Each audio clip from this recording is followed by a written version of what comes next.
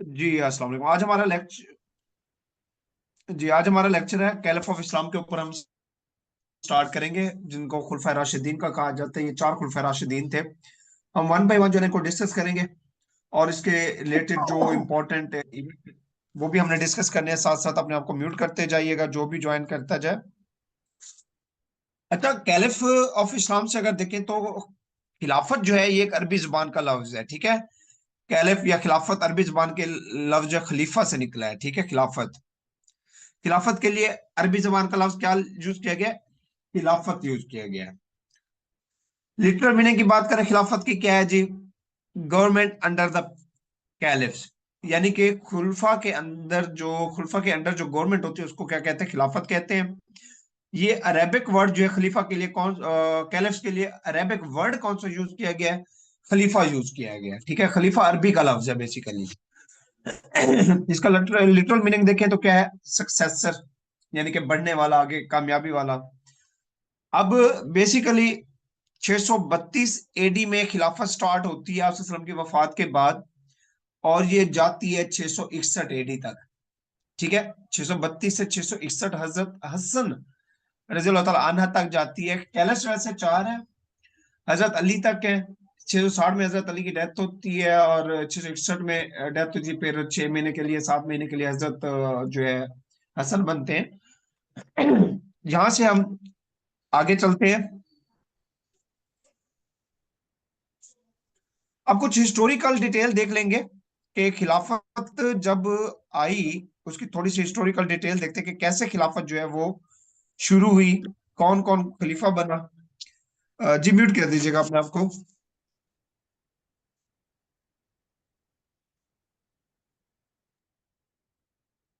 जी, historical देखते हैं तो आप की जब वफात होती है तो उस टाइम मक्का में, सॉरी, मदीना में कौन थे? अंसार भी थे, मुहाजिरीन भी थे, ठीक है।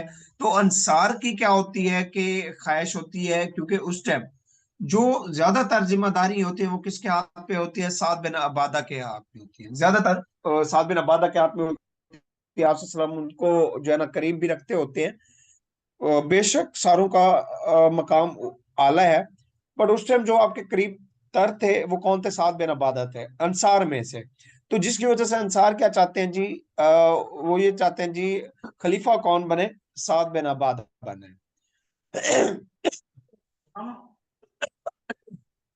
उनकी ख्वाहिश ये थी। तो फिर जो है ना, फिर क्या होता है, हजरत अबू बकर सदीक रजी अल्लाह तआला अन्हा, वो उठते हैं कि ये सारे इकट्ठे होते हैं एक जगह के ऊपर। वहां पे एक जगह पे बैठते हैं, सारे इकट्ठे होते हैं। तो यानी कि एक महफिल जिस तरह होती है, मजमातुल मुस्लिमीन भी जिसको कह सकते हैं, तो वहां पे बैठे होते हैं सारे। वहां पे ये बातें चल रही होती हैं। अंसारी साद बिन अबी अबादा के हाथ पे करना चाहते हैं बैयत।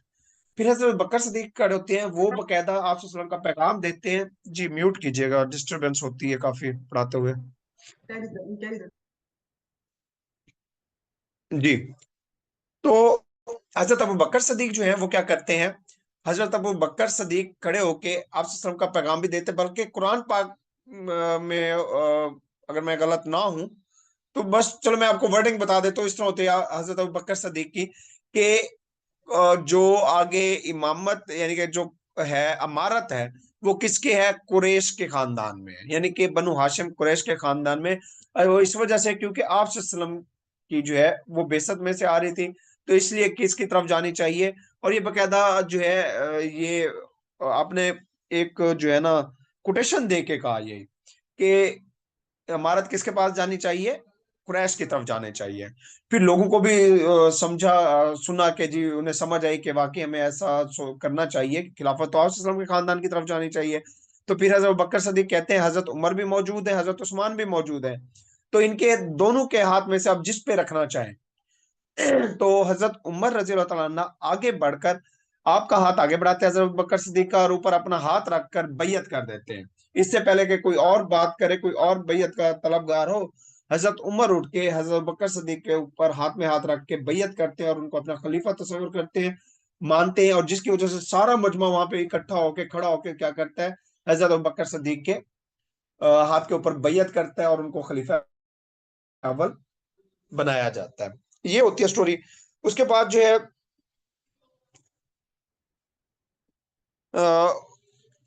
फिर वक्त गुजरता है, क्योंकि अपने दौर के अंदर हजरत बकर सदीक तो खलीफा बन जाते हैं, फिर नेक्स्ट आने वाले खलीफा के लिए जो ना कुछ मुश्किलात होती हैं। तो उसके लिए क्या होता है, नेक्स्ट आने वाले खलीफा के लिए हजरत अबू बकर सदीक ने अपनी वफात से पहले ही डिसाइड कर लिया था, ठीक है। अमातुल मुस्लिमीन, अमातुल मुस्लिमीन मतलब मजमातुल मुस्लिमीन में एक महफिल बनी हुई थी, उसके अंदर कि मेरे बाद खलीफा कौन होंगे, हजरत उमर रजी अल्लाह अन्हु होंगे। ये हजरत अबू बकर सदीक ने खुद अपनी लाइफ में अनाउंस किया था। फिर दूसरे खलीफा कौन बने, हजरत अबू बकर सदीक बने। नेक्स्ट कैलिफ के लिए क्या था, नेक्स्ट कैलिफ के लिए तो कोई हजरत उमर ने डिसाइड नहीं किया था, लेकिन इसके लिए उन्होंने क्या की थी, एक कमेटी बनाई थी हजरत उमर रजी अल्लाह अन्हु ने। वो छह लोगों के ऊपर मुश्तमिल थी, और वो छह के छह लोग कहाँ से थे, अशरा मुबशरा में से थे। वो छह के छह लोग अशरा मुबशरा में से थे, उनके ऊपर मुश्तमिल कमेटी थी, और उन्होंने डिसाइड करना था कि आने वाला खलीफा कौन होगा। तो उसमें हजरत उस्मान भी होते हैं, बाकी भी होते हैं, हजरत अली भी होते हैं, और भी होते हैं। तो इस तरह जो है ये आगे हजरत उमर ने जो है ये कमेटी बना दी थी नेक्स्ट खलीफ के लिए। फिर उसके बाद जो है हजरत उस कमेटी ने हजरत उस्मान को तीसरा खलीफा डिक्लेयर किया। हजरत उस्मान की डेथ के बाद जो है फिर हजरत मुहाजिरीन और अंसार ने डिसाइड किया कि हजरत अली को होना चाहिए नेक्स्ट कैलिफ। इस तरह जो है ये थोड़ी सी बैकग्राउंड स्टोरी है कैलिफ का। अब हम आगे आगे टेन्योर पढ़ते हैं सबके, कि किस किस का किस तरह टेन्योर था। सबसे पहले टोटल पीरियड देख लीजिएगा खिलाफत का कितना है। खिलाफत का जो टोटल पीरियड है हजरत अबू बकर सदीक रजी अल्लाह तआला अन्हा का 632 से 634 एडी तक, इनके 2 साल 3 माह 9 दिन। ये एग्जैक्ट पूछे जाते हैं, 2 साल 3 माह 9 दिन। हजरत उमर का 2 साल 3 माह 9 दिन, हजरत अबू बकर का, सॉरी, हजरत उमर रजी अल्लाह तआला अन्हा का 10 साल 5 माह 4 दिन, 10 साल 5 माह 4 दिन के पे 11 साल भी आता है। हजरत उस्मान रजी अल्लाह तआला अन्हा का कितना था, 12 साल था टेन्योर। सबसे ज्यादा टेन्योर खिलाफत का हजरत उस्मान रजी अल्लाह तआला अन्हा का है। उसके बाद हजरत अली रजी अल्लाह तआला अन्हा का जो टेन्योर है वो कितना है, वो जो है 4 साल 9 माह, तकरीबन 5 साल जी है। उसके बाद 6 माह जो है वो किसके, हजरत हसन रजी अल्लाह तआला अन्हा के हैं। और इस तरह जो टोटल टेन्योर बनता है वो कितना बनता है, 29 साल 11 माह 4 दिन। इसलिए अप्रोक्सीमेटली कितना कहा जाता है जी, खिलाफत कितने साल रही थी, 30 साल रही थी। कितने साल रही थी, 30 साल।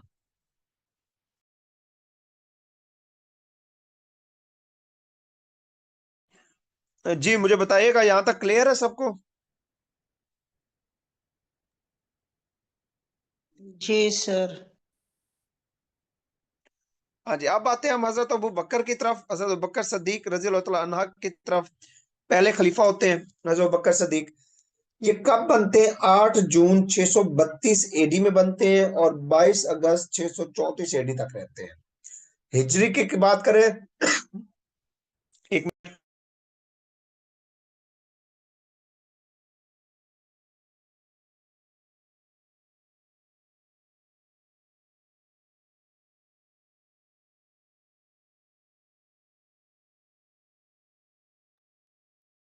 जी हिजरी की बात करें तो 11 से 13 हिजरी, यानी कि 2 साल, 11 से 13 हिजरी तक रहे थे, 2 साल 3 माह।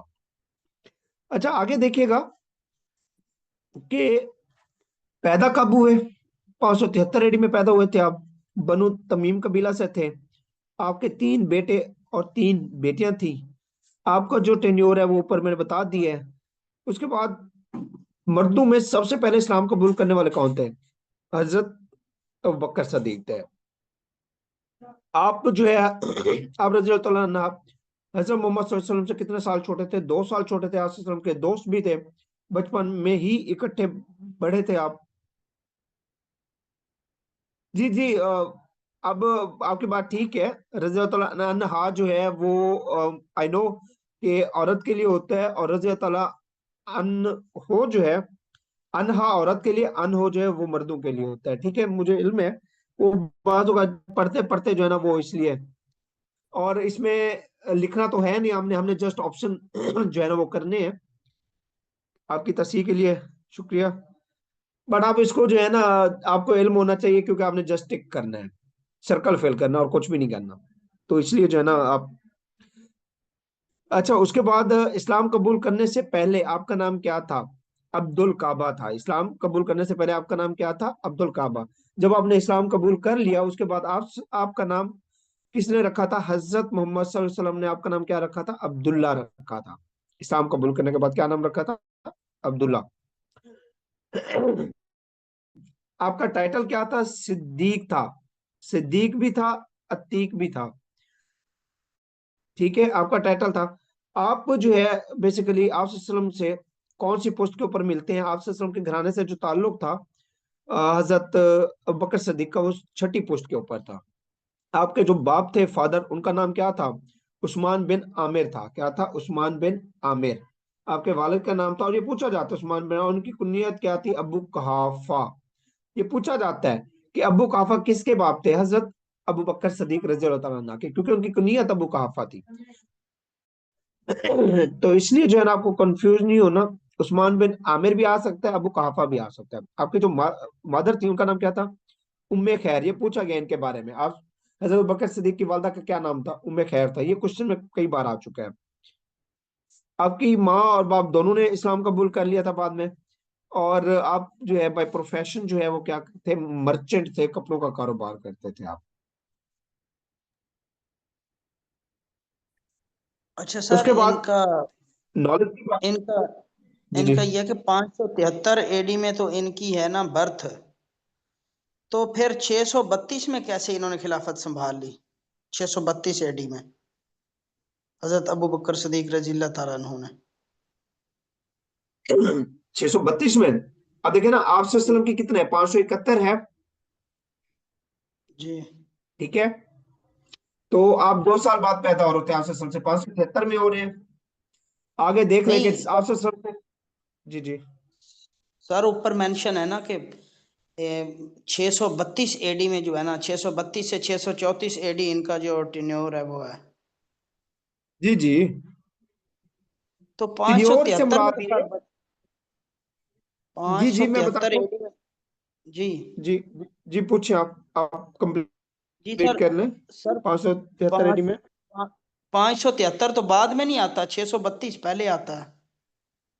नहीं, 573 पहले है, क्योंकि एडी जो है, एडी से तरतीब चली थी ऐसे ही। पांच AD, first AD, second, third, ये आगे बढ़ रहे हैं। वो जो है ना, वो बीसी है। आप जो बात कर रहे हैं वो बीसी है। 632 बीसी की अगर बात करेंगे तो वो होगा, लेकिन ये एडी सिलसिला चल अच्छा रहा है। अच्छा। क्रिस्ट डेथ है, यानी कि हजरत ईसा की वफात के बाद का टेन्योर हो रही है। छह मतलब सौ अब इसको बत्तीस हम बाद में जाएगा। 632 से 634 बीसी काउंट करें? हाँ, 632 से 634 बीसी का, नहीं वो नहीं। नहीं नहीं नहीं, एडी काउंट करेंगे। 632 से नहीं नहीं, एडी 634, करेंगे यानी काउंट। कि एडी करेंगे। सक्सेशन हो रही है, आगे बढ़ रहा है।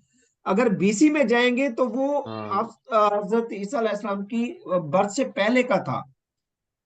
वो यानी कि अगर फर्ज करें, मैं आपको सिंपल बता दूं कि जी 634 बीसी, यानी कि हजरत ईसा की बर्थ से 634 साल पहले। अगर 632 करें तो हजरत ईसा की बर्थ से 632 साल पहले, यानी कि उस तरह जो है ना वो डिफरेंस आता है। एडी का तो बाद में एडिशन हो रही है, जिस तरह अभी चल रहा है 2024, 2025, 2026, ये एडी चल रहे हैं। ठीक है। Right sir.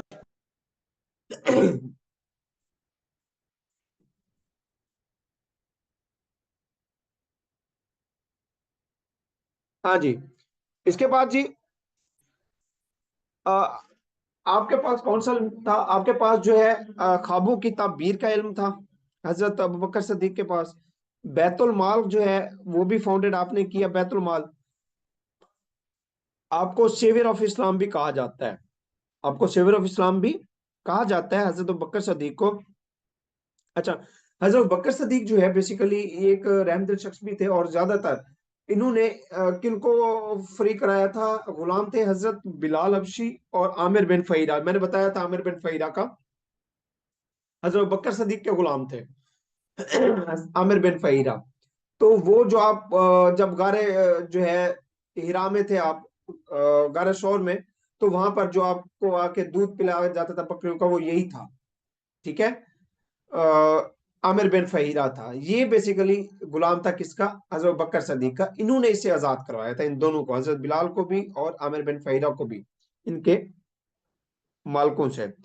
उसके बाद जो है आपने गज़वा बदर और ओहद में हिस्सा लिया था डायरेक्टली। ठीक है, उसके बाद जो है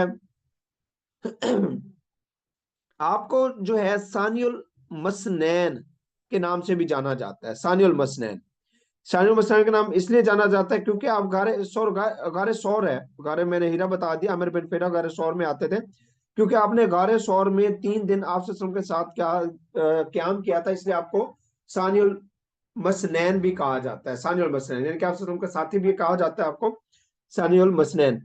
इस वजह से कहा जाता है क्योंकि गारे सौर में आपने 3 दिन क्याम किया था। उसके बाद आप अमीर हज भी बने थे 9 हिजरी को, और 300 लोगों के साथ हज भी किया था पहला। इसके अलावा आप सल्लम की गैर मौजूदगी, मतलब कि जब आप अलील हुए थे, बीमार हुए थे आप सल्लम, तो आपने उम्मत की इमामत भी की थी, और उसमें कितनी नमाजें पढ़ाई थी? 17 नमाजें पढ़ाई थी आपने। 1 मिनट होल्ड कीजिएगा।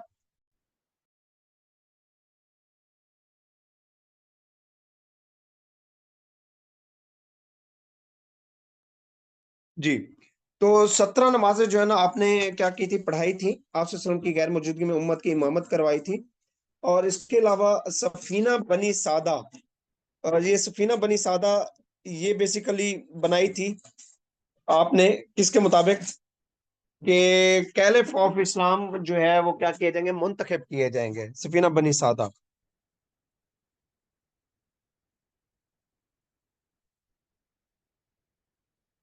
जी, उसके बाद कुछ इश्यूज जो है वो आपके दौर में कौन कौन से थे?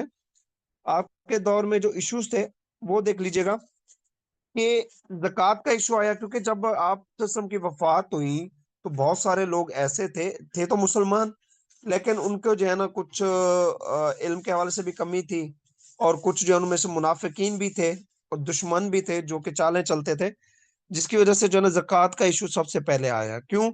इस वजह से है जी, अब तो हजरत मोहम्मद सल्लल्लाहु अलैहि वसल्लम चले गए हैं तो हम ज़कात किस लिए दें? लोग कहते थे, वो तो आप सल्लल्लाहु अलैहि वसल्लम कहते थे तो हम देते थे, अब तो नहीं देनी। तो इसके ऊपर भी आपने जहाद कहा था, जहाद का हुक्म दिया था। तो इनके खिलाफ भी आपने जहाद किया था। उसके अलावा फेक प्रॉफिट जो है उनका इशू आया था, कि झूठे नबियों का, वो भी आपके दौर में आया। तो ये इनमें से कुछ जो थे वो आप सल्लल्लाहु अलैहि वसल्लम के दौर में ही उन्होंने नबूवत का ऐलान कर दिया था, फेक नबूवत का, जिसके खिलाफ जो है ना आप जो है जंगें भी की थी। और बाकी ये जो चार थे मेन, फिर ये और ज्यादा, फिर जब आप सल्लल्लाहु अलैहि वसल्लम की वफात हुई उसके बाद ये ज्यादा बढ़ चढ़कर सामने आए। ये कौन कौन से थे? मुस्लिमा कजाब था, तलिया था, असवद अंसी था, और सजाह बिन हारिस थी। सजाह बिन हारिस ये खातून थी। सजाह बिन हारिस ने मुस्लिमा कजाब के साथ जो है ना शादी की थी, और मुस्लिमा कजाब ने इसलिए शादी की थी कि मेरे जो है ना मैं तकवीत मिले जी, मैं नबी, नौज बिल्ला, मैं नबी बनूं, यानी कि मुझे जो है ना पावर मिलेगी, इसलिए की थी इसने। फिर इनके खिलाफ भी आपने जंगें की थी। उसके बाद जंगे मौता जो है, बेसिकली इसमें जंगे मौता जो हुई थी आप के दौर में, एंड में गजवा मौता, तो उसमें भी जो है ना मुसलमानों को काफी नुकसान का सामना करना पड़ा रूमियों से। और इस वजह से जो है ना क्या है कि मुसलमानों को जो है ना वो जंग में काफी फेलियर भी हुई, और जिस वजह से जो है ना मुसलमानों को इधर से बॉर्डर की तरफ से भी टेंशन थी हजरत बकर सदीक के दौर में। ये सारे इशू जो है ना ये रेज हुए थे। उसके बाद हजरत अबू बकर सदीक ने जी अ, जंग मौता में जो मुसलमान शहीद हुए थे उसके बदला लेने के लिए, बेसिकली उसका जो है ना उसके लिए आप सल्लल्लाहु अलैहि वसल्लम ने एक गिरोह लश्कर बनाया था, किसकी सरबराही में? उस्मान बिन जायद, उस्मान बिन जैद की सरबराही में। उसको हुक्म दिया था कि वो चले जाए, लेकिन आप सल्लल्लाहु अलैहि वसल्लम की डेथ हो गई थी। तो फिर लोगों ने कहा, मशवरा दिया जी आप ना जाने दें, इनको रोक लें। लेकिन आपने क्या फरमाया कि मेरी अगली सांस न है अगर मैं आप सल्लल्लाहु अलैहि वसल्लम का हुक्म का नफी करूं। तो आप क्या करते हैं? हजरत उस्मान बिन जैद की सरबराही में ही उसी लश्कर को, गज़वा मौता के जो मुसलमानों को जिन्होंने शहीद किया था, उनके खिलाफ आप भेजते हैं, और वो जाते हैं वहां पर अच्छी खासी जो है ना वो फतूहात हासिल करते हैं, और बहुत सारे कैदी और जो जंगी साजो सामान होता है वो जो है ना माल गनीमत इकट्ठा करके लाते हैं।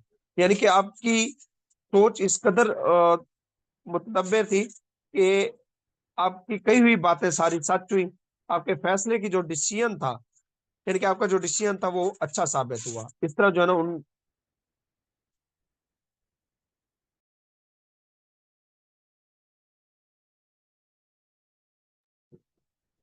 जी।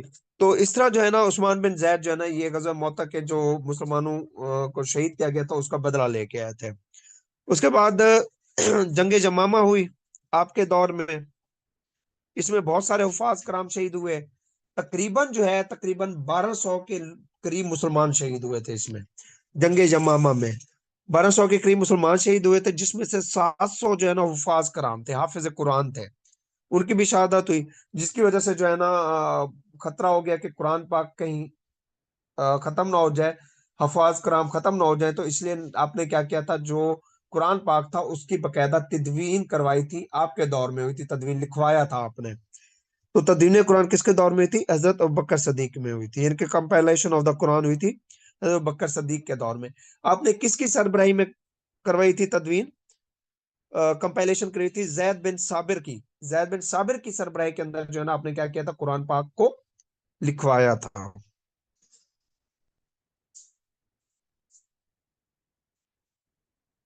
अच्छा, उसके बाद जी तकरीबन 75 जो है कंपेनियंस थे जिन्होंने कुरान पाक कंपाइल किया था। आपकी डेथ 634 एडी में होती है। आप जो है आप वसल्लम के साथ ही हजरत आयशा के हुजरे में दफन है। एक साइड पे आप हैं और एक साइड पे हजरत उमर रजी अल्लाह तआला अन्हा है। आपकी जो नमाज जनाजा थी वो किसने पढ़ाई थी? हजरत उमर रजी अल्लाह तआला अन्हा ने पढ़ाई थी। हाँ जी, हजरत अबू बकर सदीक में से कोई क्वेश्चन हो तो पूछेगा, हजरत अबू बकर सदीक में से।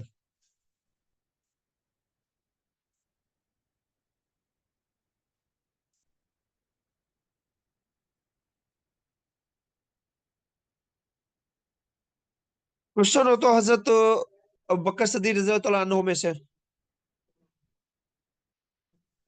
रिवाइस आ रही है? जी सर, क्लियर है। जी। चले आगे बढ़ते हैं, हजरत उमर रजी अल्लाह तआला अन्हा की तरफ आते हैं। हजरत उमर रजी अल्लाह तआला अन्हा का जो दौर है इसके बारे में देखते हैं हम।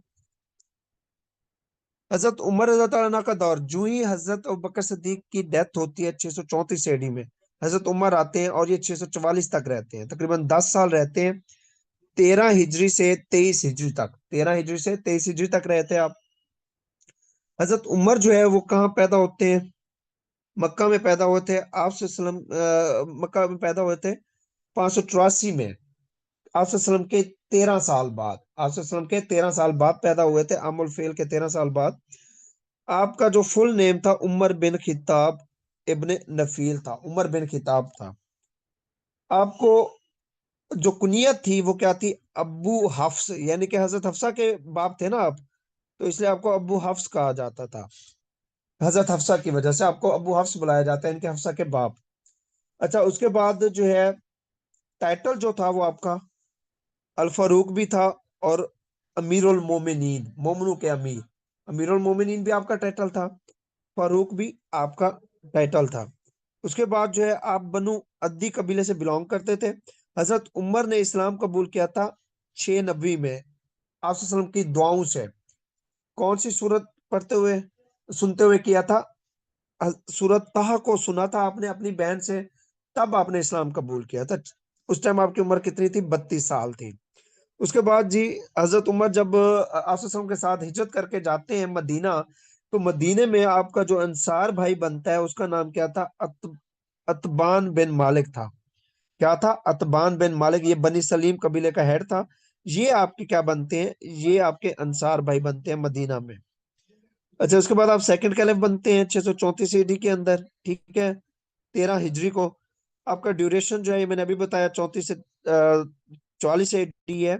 आपकी डेथ जो होती है वो 23 हिजरी को होती है, 23 हिजरी को होती है, 644 एडी को होती है। किसकी वजह से हुई? आप सुबह के टाइम नमाज पढ़ा रहे थे, इतना हिम्मत नहीं थी कि आपको शहीद किया जाए। सुबह के टाइम आप नमाज पढ़ा रहे होते हैं, तो एक शख्स जो है वो आता है, आपके नाफ के बिल्कुल नीचे जो है ना यहाँ पे चाकू से वार करता है, और इस तरह जो है ना आपकी अलील हो जाते हैं। उस शख्स का नाम क्या था? अबू लोलो फिरोज था।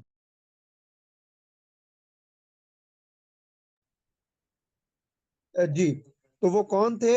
वो कौन शख्स था? मतलब अबू लोलो फिरोज था, जिसने आपको चाकू मार के क्या किया था? आपको शहीद किया था, मतलब जख्मी हो गए थे आप, बीमार हो गए थे, उसके बाद आपकी शहादत हो गई थी। जामे उल कुरान कहा जाता है हजरत उस्मान गनी को। पहले हाफिज भी वही थे। मजीद इसको आप चेक कर लीजिएगा, मैंने काउंटर चेक कीजिएगा इसको। ठीक है। फर्स्ट हाफिज भी हजरत उस्मान गनी थे, ठीक है, इसलिए उनको जामुल कुरान भी कहा जाता है। अच्छा, ये पूछा जाता है कितनी उम्र के अंदर आप शहीद हुए थे? 60 साल की उम्र में। कितनी उम्र में? 60 साल की उम्र में आपको क्या किया गया था? शहीद किया गया था। अच्छा, जब आप फजर की नमाज अदा कर रहे होते हैं तो उस टाइम आपको चाकू लगता है तो आप तो जख्मी हो जाते हैं, तो आप पीछे हट के आपने किससे आगे किया था जमात के लिए? आपने किया था रहमान बिन औफ को। उन्होंने जो है ना बाकी अब्दुल रहमान बिन औफ को आपने आगे किया था, उन्होंने बाकी नमाज फजर की कंप्लीट करवाई थी। मुझे बताइएगा इस स्लाइड में आपको अंडरस्टैंड हो गया है? कोई चीज पूछनी हो तो मुझे बताइएगा इस स्लाइड के अंदर। ओके सर, ठीक है। ओके जी, आगे देखिएगा।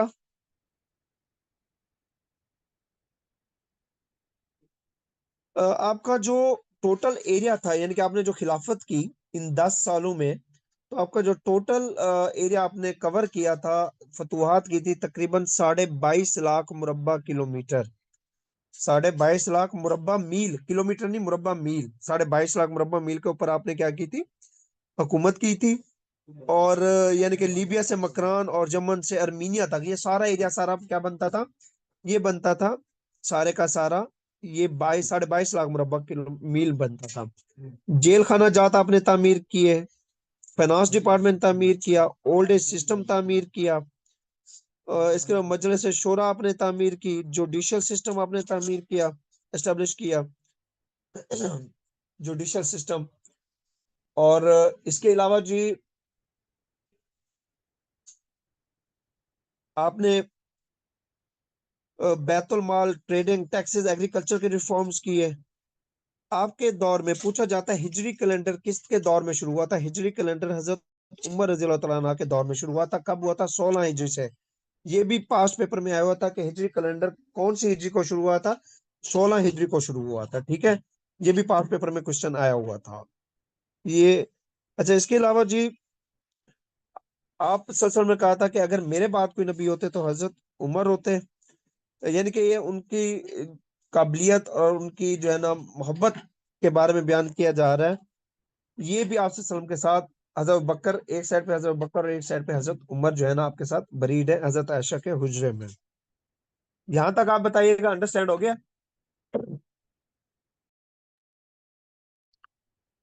सर ये अबू लोल फेरोज जो था, जी ये जी, कौन था? ये जो है ना अबू लुलु फिरोज, ये मुनाफिकीन में से थे, मुशरिकीन में से थे ये। ठीक है, ये पर्शियन था। जी, ये पर्शियन था सर। ये नहीं, इस बारे में कोई आइडिया नहीं अबू लुलु फिरोज का कि पर्शियन था या क्या क्या था, इस वो नहीं कहीं पे मैंने हमने चेक किया ना, पूछता है ना इसका है। ये मुशरिकीन में से थे।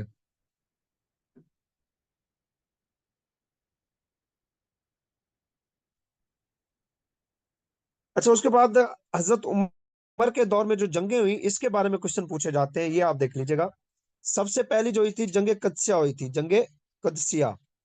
जंगे कदसिया कब होती है? 14 हिजरी को होती है। 13 हिजरी में आपका दौर आता है, 14 हिजरी में जो ने ये जंग होती है जंगे कदसिया, 635 एडी में। ये जो है ये मुहर्रम के महीने में हुई थी जंगे कदसिया, 14 हिजरी को। ये किसके दरमियान हुई थी? मुसलमानों और ईरानियों यानी कि पर्शियन के दरमियान।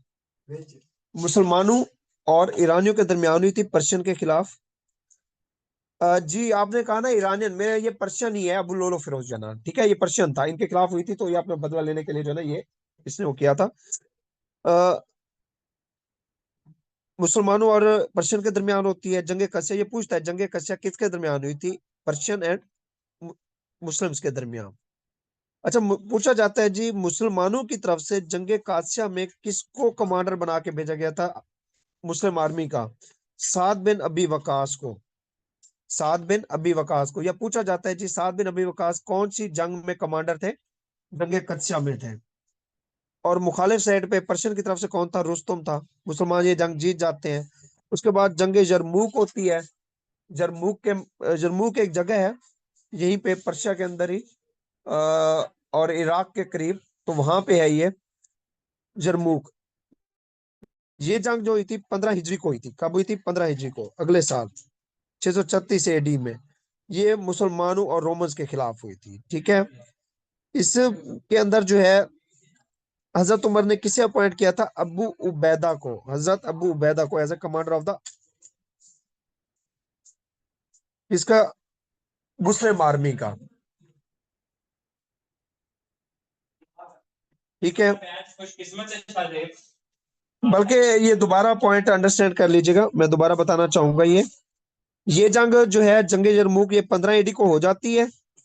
इसमें कौन थे? हजरत खालिद बिन वलीद जो है ना, वो कौन थे? लीडर थे। हजरत खालिद बिन वलीद। जंग यरमूक में कमांडर कौन थे? हजरत खालिद बिन वलीद थे। 15 हिजरी को होती है। ये भी मुसलमान जीत जाते हैं। उसके बाद जब वापस आते हैं तो 17 हिजरी को किसको रिमूव किया जाता है? हजरत खालिद बिन वलीद की जगह उनको हटाया जाता है। उनकी जगह किसको लगाया जाता है? हजरत अबू उबैदा को कमांडर बनाया जाता है। मुस्लिम आर्मी का 17 हिजरी को बनाया गया था, ठीक है। ये कब बनाया गया था? 17 हिजरी में। ये पूछा जाता है क्वेश्चन कि हजरत खालिद बिन वलीद की जगह किसको कमांडर बनाया गया था? हजरत अबू उबैदा को बनाया गया था। उसके बाद बैतुल मुकद्दस, ये भी आपके दौर में फतह हुई थी।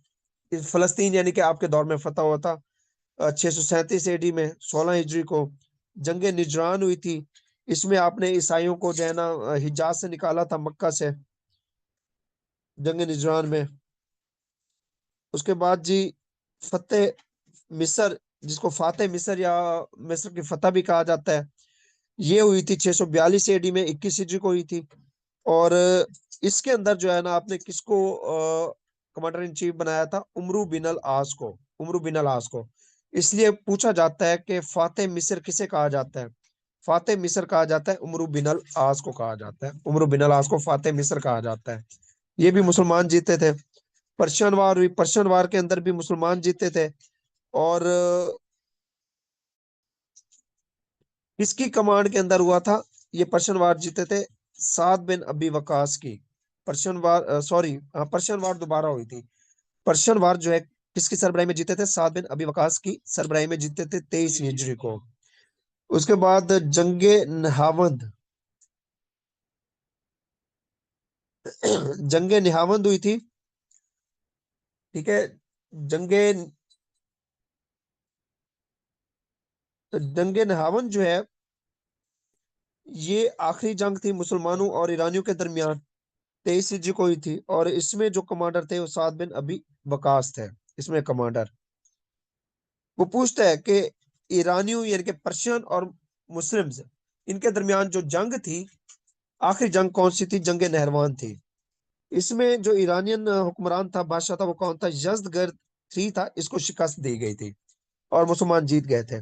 उसके बाद हिंदुस्तान लैंड के ऊपर सबसे पहले हजरत उमर के दौर में हिंदुस्तान की सरजमीन के ऊपर मुसलमानों ने हमला किया था, हजरत उमर के दौर में। हाँ जी, यहाँ तक क्लियर है?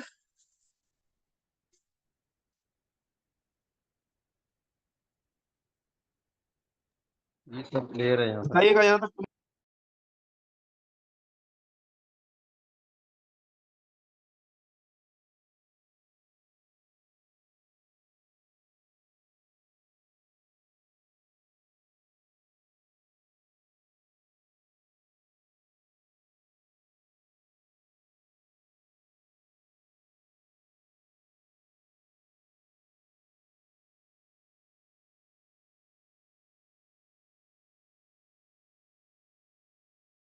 चले, ठीक है जी। अच्छा, उसके बाद है जी हजरत उस्मान के रजी अल्लाह तआला अन्हु के बारे में देखते हैं। हजरत उस्मान रजी अल्लाह तआला अन्हु 6 नवंबर 644 को बनते हैं, 17 जून 656 तक रहते हैं। 17 जून 656 तक। तो ये जो है 11 साल का, 12 साल का अरसा है आपका। यानी कि 23 हिजरी में आए थे, 35 हिजरी तक रहे थे आप। आप तीसरे खलीफा बने थे 644 एडी में। हजरत उस्मान जो है वो 576 या 577 BC में पैदा हुए थे।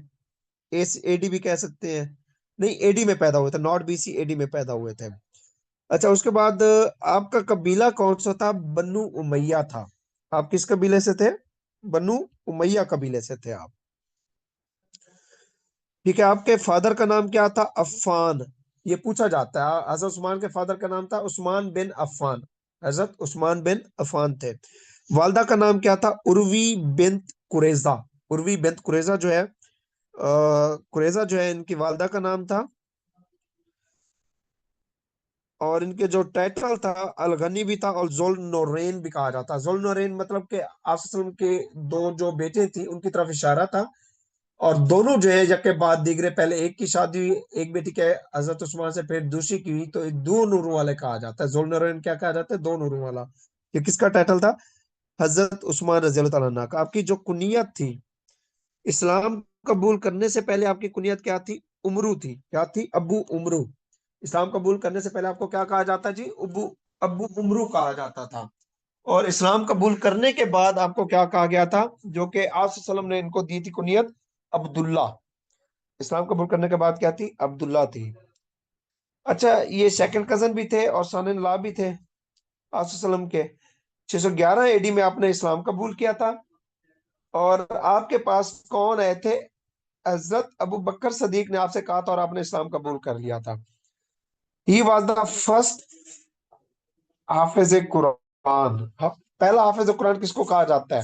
हजरत उस्मान को। और जामे उल कुरान किसको कहा जाता है? जो आपने क्वेश्चन पूछा था, तो जामे उल कुरान भी हजरत उस्मान गनी रजी अल्लाह अन्हु को कहा जाता है। तो आपका एक तरीका कार होता था कि आप जो है ना, हर जुम्मे वाले दिन बाजार में जाते, कोई जो कैदी होता था या गुलाम होता था, उसको आप आजाद करवाते थे। हर जुम्मे वाले दिन किसी एक गुलाम को आप क्या कराते थे? आजाद करवाते थे, उसको खरीद कर। अच्छा, उसके अलावा जी आपने क्या किया था? आपने ये किया कि लोगों की कंप्लेंट सुनने के लिए आपने एक वक्त मुकर्रर किया, हर जुम्मे की नमाज के बाद। हर जुम्मे की नमाज के बाद आपने वक्त मुकर्रर किया कि लोगों के क्या केस सुने, शिकायत सुनी गई जाएंगी। इसके अलावा और क्या था आपके दौर में? तकरीबन 500 जो है ना, बैरी जहाज बिल्ड किए गए थे, 500 शिप्स। और ये बेसिकली इसलिए की गई थी क्योंकि रोमन्स जो हैं और ग्रीक्स जो थे, वो सारे क्या थे बेसिकली, वो मुसलमानों के खिलाफ लड़ रहे थे। और रोमन्स और ग्रीक का जो है कमांड थी किसके ऊपर थी? बहरी जो नेवल वार है उसके ऊपर उनकी कमांड थी। तो इसलिए आपने क्या किए थे? 500 बैरी जहाज बनवाए थे इनके खिलाफ लड़ने के लिए। उसके बाद कुरान को ये पूछा जाता है, रिकम्पाइल किसने किया था? कुरान को रिकम्पाइल भी हजरत, मुकम्मल तौर पर जामे किताब की शक्ल में किसने किया था? हजरत उस्मान गनी ने रिकम्पाइल किया था। और कितने पारों में किसने तकसीम किया था? वो भी हजरत उस्मान गनी ने। कुरान पाक को पारों में किसने तकसीम किया था? हजरत उस्मान गनी ने किया था। कितने पारों में? 30 पारों के अंदर जो सिपारे हैं कुरान पाक के 30, वो हजरत उस्मान गनी के दौर में उनकी तकसीम हुई थी। सिप्रस आपके दौर में फतह हुआ 28 हिजरी को। पहली नेवल वार भी आपके दौर में हुई थी 31 हिजरी को। और त्रिपोली भी आपके दौर में फतह हुआ था। ठीक है। अच्छा, उसके बाद जी आपको असैसिनेट कब किया जाता है? आपको असैसिनेट किया जाता है 656 एडी में, 35 हिजरी को, 80 साल की उम्र में। आपकी उम्र 80 साल थी, 35 हिजरी था, 656 एडी था। आपको जो है असैसिनेट किया गया था। आपको जो है इस तरह असैसिनेट किया गया कि आपको जहर दिया गया। और उस दौर के अंदर बेसिकली जो खवारिजीन थे वो एक्टिव हो चुके थे। हालांकि आपकी तकरीबन 40 मिलियन माइल, 40 लाख मुरब्बा किलोमीटर के ऊपर आपकी हुकूमत होने के बावजूद। अच्छा, ये बड़ा जो है ना मुसलमानों के लिए सोचने का मकाम था। और ये बहुत बड़ी साजिश थी। ये बेसिकली जब जंगें हुई थी रोमियो के खिलाफ, पर्शियंस के खिलाफ, यूनानियों के खिलाफ, तो इनकी साजिश थी। और यहूदी थे, उनकी साजिशें थी। मुनाफिकीन थे, उनकी साजिशें थी मुसलमानों को तोड़ने के लिए। तो हजरत उस्मान गनी जो है, उनको इस तरह एक साजिश के तहत जो है ना, उनको जहर दी गई, बीमार किया गया, वो बिस्तर पर रहे। और यहाँ तक हुआ था, खौफ रास इतना फैल गया था कि जी बाहर अगर निकलेंगे तो लोग अगर बाहर निकलेंगे तो खवारिजीन क्या करेंगे, मार डालेंगे। यानी कि रेबल्स जिनको कह लें आप, जो इंतहा पसंद होंगे, वो क्या करेंगे, मार डालेंगे।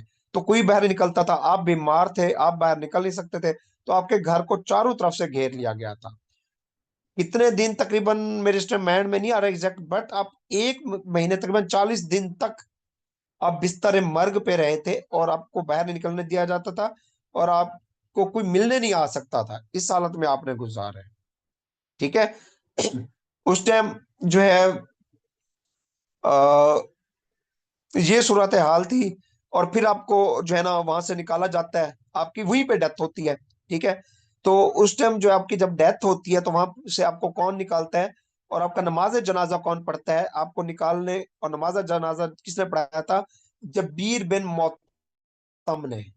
कौन थे, जबीर बिन मोतम। जबीर बिन मोतम ने आपका जनाजा पढ़ा था। और देखे, 40 लाख मुरब्बा मील का हुक्मरान, और आपके जनाजे में 17 लोग थे सिर्फ, ठीक है।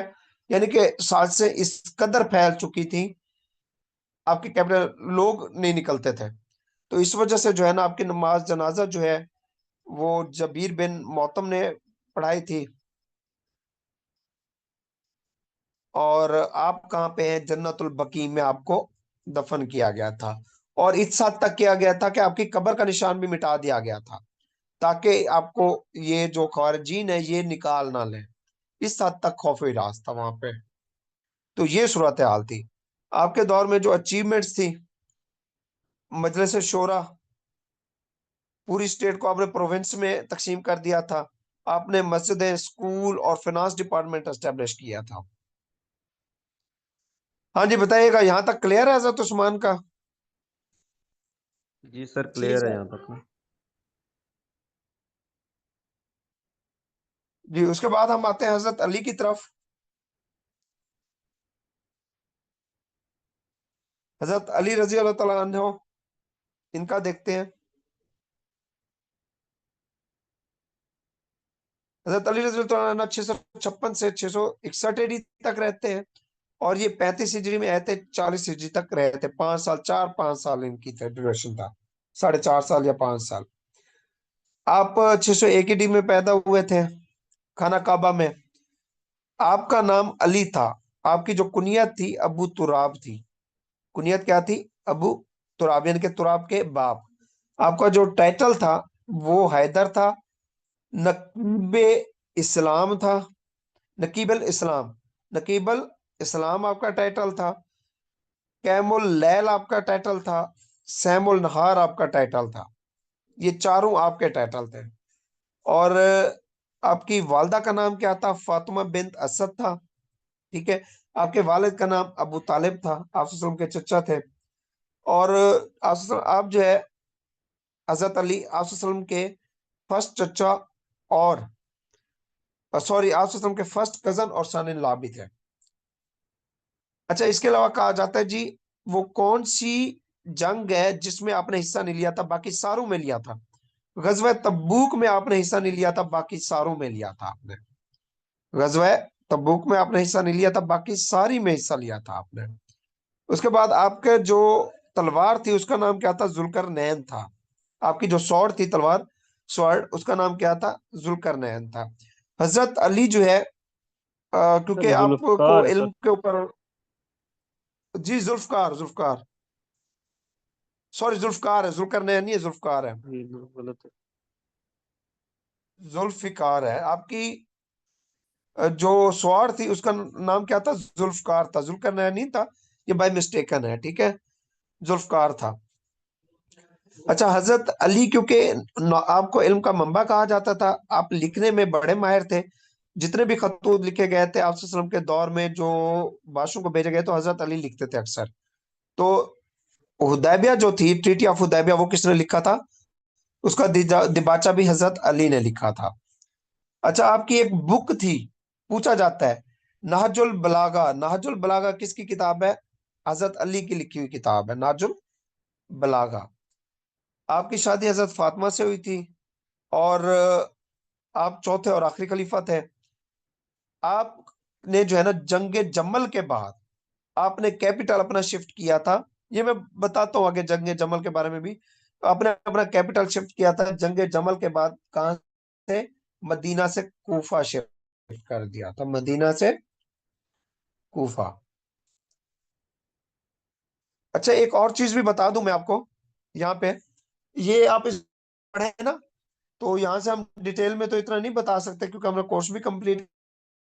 हजरत उस्मान रजी अल्लाह तआला की जब वफात होती है ना, तो मसाइल यहां से पैदा होते हैं मुसलमानों में।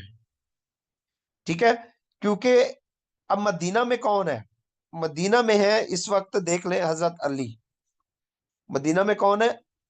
अली रजी अल्लाह तआला अन्हु। ठीक है, शाम में कौन है? शाम में जो है कौन होता है? शाम में बनु उमैया होती है, यानी कि मतलब कि कौन? अमीर माविया, वो होते हैं। ठीक है, हजरत अली जो है वो मदीना में है, और मदीना में ही कौन होते हैं? हजरत उस्मान होते हैं उनकी, क्योंकि मदीना कैपिटल था पहले। हजरत उस्मान की शहीद शहादत भी मदीना में हुई, जन्नतुल बकी में है। और हजरत अली भी इधर होते हैं। हजरत अली फिर यहाँ से कहाँ चले जाते हैं? ये इराक चले जाते हैं, कूफा में। कूफा जाके अपना कैपिटल शिफ्ट करते हैं। अब मदीना में जब किया जाता है, तो यहाँ से सारे मसाइल पैदा होते हैं। हजरत उस्मान गनी की साजिश से मारा जाता है, तो जिसकी वजह से फिर जो लोग मारते हैं, ये फिर जब आप खलीफा बनते हैं हजरत अली, तो वो आकर हजरत अली के हाथ पे बैयत कर लेते हैं वो लोग, यानी कि आपको तस्लीम भी करते हैं, खलीफा भी मानते हैं, और माफी भी मांगते हैं हजरत उस्मान गनी की। तो जो बनु मैया होता है, शाम में होता है, सारे ये इनके पास होता है। उस टाइम उधर अमीर माविया होते हैं, और उधर से हजरत आयशा भी होती हैं रजी अल्लाह तआला अन्हा।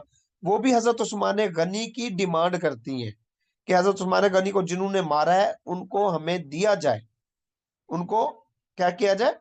उनको हमारी तरफ सौंपा जाए, ताकि हम बदला ले सकें हजरत उस्मान गनी का। तो उसमें हजरत अली जो है ना, वो वापस भी नहीं करते उनको, और वो बड़ी मसलहत का भी मुजाहरा करते हैं कि एक चीज अब आ गई है हमारे तहवील में। तो इस तरह जो है ना, ये फिर गलत फहमी बीच में, ये कौन करने वाले थे? सारे खवारिजीन थे। वो इधर की बात सुनते, बीच में होता है, वहां पे जाके दूसरी बात लगा देते हैं। तो इस तरह आपस में जंगे हुई थी बड़ी। जंगे जमल हुई, जंगे नहरवान हुई, तो ये जंगे हुई थी, अच्छी खासी बड़ी जंगे हुई थी। और इस तरह जो है ना, ये मुसलमानों में फूट पड़ी थी। और इस तरह जो है ना, ये आगे मसाइल, ये आगे मसलक भी इसी वजह से बने फिर सारे। उससे पहले कोई मसलक नहीं होता था। ठीक है, अब यहां से देख लीजिएगा पहले हजरत। अच्छा, आपकी जो खिलाफत का टेन्योर है 656 में शुरू हुआ, 661 में एंड हो गया। हजरत अली को भी असैसिनेट किया गया था। किसने असैसिनेट किया था? अब्दुर्रहमान इब्ने मलजम था। ये भी खवारजी था, अब्दुर्रहमान इब्ने मलजम। 19 रमजान को किस क्या किया था? इसने आपको असैसिनेट किया था, चाकू मारा था, शहीद किया था। और आप भी उस टाइम क्या कर रहे थे? सुबह की नमाज पढ़ रहे थे, और इसने चाकू का वार किया था, इब्ने मलजम ने। ये वही थे खवारजीन, पर्शियन में से। उसके बाद जो है हजरत अली जो है 21 रमजान को, 19 रमजान को आपको मारा जाता है, आप सरवाइव करते हैं। 21 रमजान मुबारक को आपकी क्या हो जाती है? डेथ हो जाती है। आपकी नमाज जनाजा किसने पढ़ाई थी? हजरत हसन रजी अल्लाह तआला अन्हु, आपके बेटे ने। और बैटल ऑफ जमल, बैटल ऑफ कैमल भी कहा जाता है, जंगे जमल को क्या कहा जाता है? Battle of camel. ये बेसिकली हजरत अली रजी अल्लाह तआला अन्हु और हजरत आयशा के दरमियान हुई थी, हजरत आयशा और हजरत अली के दरमियान। हजरत अली पहले किधर जा रहे होते हैं? हजरत अली पहले जा रहे होते हैं अमीर माविया के पास। हजरत अमीर माविया के पास जा रहे होते हैं कि जी मुझे या तो तस्लीम करें, क्योंकि खलीफा तो आप बन चुके होते हैं हजरत अली। तो अमीर माविया जो है ना, वो तस्लीम नहीं करते। वो कहते हैं जी पहले हजरत हमें हजरत उस्मान गनी के दुश्मन दें, उनके कातिल दें, फिर हम आपको तस्लीम करेंगे। वो इसके अलावा और भी अड़ी कर रहे थे। तो अब बीच में जो पैगाम पहुंचाने वाले थे, वो गलत थे, वो मुनाफिकीन थे। वो इधर से ज्यादा कोई बात लगाते, उधर से कोई लगाते। तो हजरत अली ने क्या किया? किसकी तरफ? शाम की तरफ सफर किया, बनु उमैया के खिलाफ लड़ने के लिए, अमीर मुआविया के खिलाफ। लेकिन बीच में उनको खबर मिली कि जी इधर हजरत आयशा आ रही हैं। किसकी तरफ? क्योंकि आप कूफा शिफ्ट कर चुके होते हैं, तो कूफा की तरफ जा रही हैं। तो ये फिर उनकी तरफ बढ़ जाते हैं। अमीर माविया की तरफ नहीं जाते हैं, ये हजरत आयशा की तरफ जाते हैं। तो वहां पर उनके साथ जंग जमल होती है। हजरत ये और काफी पहले कम खून रेजी हुई, फिर उससे कम, फिर एकदम से ज्यादा हुई थी और अच्छी खासी खून रेजी हुई थी, इतना हुई थी बहुत ज्यादा। दोनों तरफ मुसलमान लड़ रहे थे और एक दूसरे को मार रहे थे गलत फहमी में। और हजरत अली कोशिश कर रहे थे कि जंग ना हो, और उधर से हजरत आयशा भी कोशिश कर रही थी कि और मजीद नुकसान ना हो। फिर हजरत अली खुद जाते हैं हजरत आयशा के पास और उनसे कहते हैं, आप मेरी उम्मतुल मोमिनीन है, आप मेरी माँ है, आप ये जंग खुदारा खत्म करवा दें। वो हजरत अली भी मना कर देते हैं, हजरत आयशा भी जंग खत्म कर देती है, फिर ये वापस चले जाते हैं। ठीक है। इस तरह फिर बाद में फिर जो है ना जंग होती है किसके साथ, हजरत अमीर माविया के साथ होती है हजरत अली की। वो कौन सी जंग थी, ये सीरिया शाम में होती है, वो जंग थी जंगे सफैन। जंगे सफैन कब हुई थी, 657 एडी में। जंगे जमल 656 एडी, जंगे सफैन 657 एडी में हुई थी। अच्छा, इसमें भी बहुत नुकसान होता है। उसके बाद बैटल ऑफ नहरवान होती है, ये 659 एडी में होती है, हजरत अली और खवारजियों के खिलाफ होती है। इसमें जो है ना 659, और फिर उसके बाद 661 एडी में आप जो है ना क्या हो जाते हैं, आपको असैसिनेट किया जाता है। उसके बाद हजरत हसन आते हैं। अब उधर से कौन है, उधर से हजरत अमीर माविया है। वो चाहते हैं जी कि खिलाफत मेरे पास आ जाए, बट खिलाफत जानी किसके पास होनी है, हजरत मोहम्मद सल्लल्लाहु अलैहि वसल्लम के खानदान की तरफ, हजरत हसन की तरफ, क्योंकि वो हक पर होते हैं, सच पर होते हैं। तो इस तरह जो है ना, लेकिन एक तय किया जाता है जी नहीं हमारे पास होनी चाहिए। तो फिर क्या होता है, हजरत उस्मान सॉरी हजरत हसन हजरत को उनके ऊपर टाई किया जाता है कि 6 माह के लिए जो है ना ये क्या होंगे, ये बनेंगे। और उसके बाद किसको बनाया जाएगा, हजरत इमाम हुसैन को। लेकिन फिर उनको नहीं बनाया जाता। ठीक है। तो कुनियत क्या थी, अबू मोहम्मद थी हजरत हसन की, इमाम हसन रज़ियल्लाहु अन्हु की। आपका नाम हसन किसने तजवीज किया था, हजरत मोहम्मद सल्लल्लाहु अलैहि वसल्लम ने किया था। आपके फादर का नाम हजरत अली, माँ का नाम हजरत फातिमा। आप तकरीबन 6 या 7 माह खलीफा रहे थे। हाँ जी, यहाँ तक आज आपका लेक्चर था। मुझे बताइए, अंडरस्टैंड हो गया।